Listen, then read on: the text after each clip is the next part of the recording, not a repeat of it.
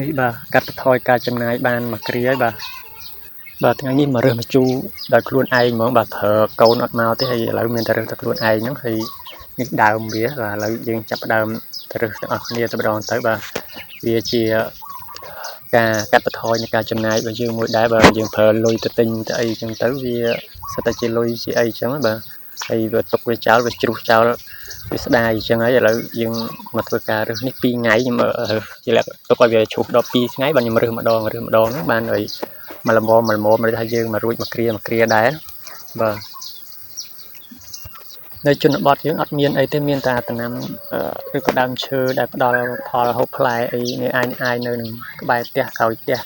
ហើយអញ្ចឹងដែលវាអាចជាការកាត់បន្ថយនៃការចំណាយប្រាក់ដែលយើងយកវាទៅទិញគ្រប់បែបយ៉ាងហ្នឹងវា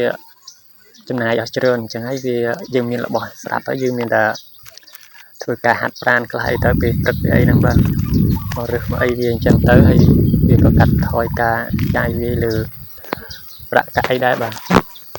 ហើយឥឡូវហ្នឹងស្រុកទេសមានសង្គ្រាមមានអីអញ្ចឹងមានចោលឈ្លានពានមកចង់បានទឹកដីស្ដីយើងអញ្ចឹងមានសង្គ្រាមមានអីអញ្ចឹងទៀតហើយយើង